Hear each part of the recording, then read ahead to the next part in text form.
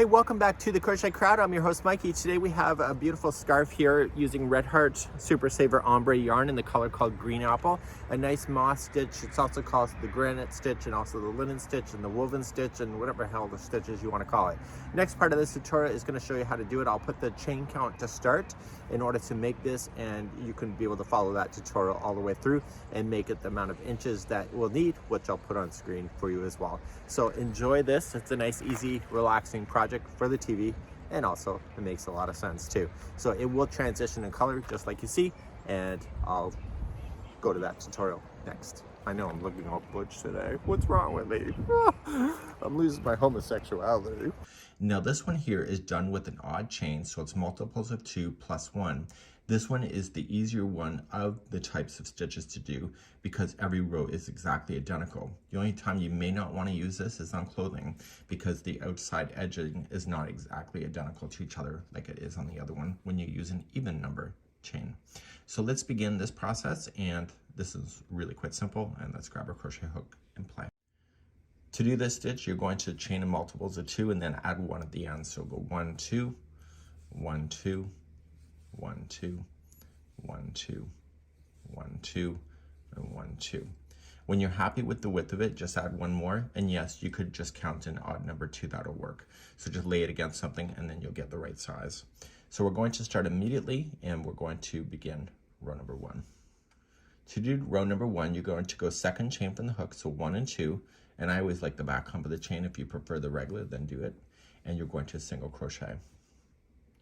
You're going to chain 1 and skip 1 and single into the next.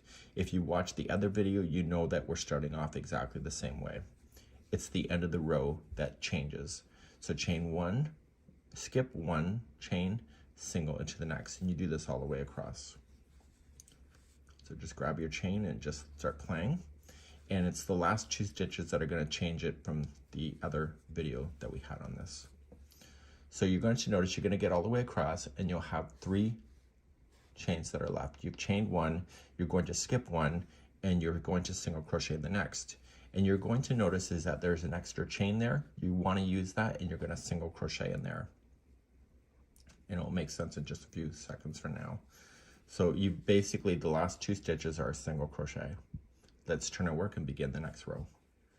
To do the next row, it's always going to be the same now, going forever and ever. So chain 1 and single crochet into the first. You're going to notice is that there's a single crochet in the next, which is what we want. So we need to jump over that, and the only way to jump is to chain 1 and go right then into the next space after and single crochet. So keep playing in this chain 1 spaces only, and then chain 1 to jump to the next space, and do this all the way across. Now at the very end, it's going to change on how you're going to finish. So chain 1, and you're going to skip 1 and go right into the chain space. And you're going to notice is that you're chaining space, but there's another stitch left.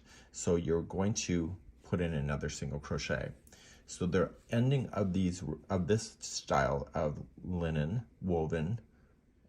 So you're going to notice at the end of this row, there's 2 singles at the end. That'll always happen. So turn your work, chain 1, single into the first.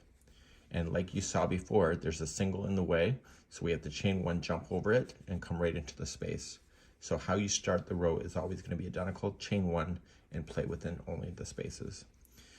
I'm going to leave an extra caution with you. When you match this stitch to something else in a sampler, this stitch tends to be tighter and it makes things buckle. So if you use this stitch with a sampler, it can always get a little complicated. So you're going to come into the space right before the end because you're jumping, and then you have another one to work with. So there's 2 singles in a row. So when you turn, chain 1, single into the first. There's a single in the way, so we want to jump over it. So chain 1 before you do that, and then come into the space. So you can do this until the cows come home. It's a great stitch to do. It's used in a lot of clothing, scarves, and more. And it's just really nice, easy, and it has some flexibility, but it's also really quite quick because you have the chain work in between the stitches as well. Just don't forget there's 2 singles in a row at the end of each row. And that's how you're going to do it. So this here is a great little stitch to know.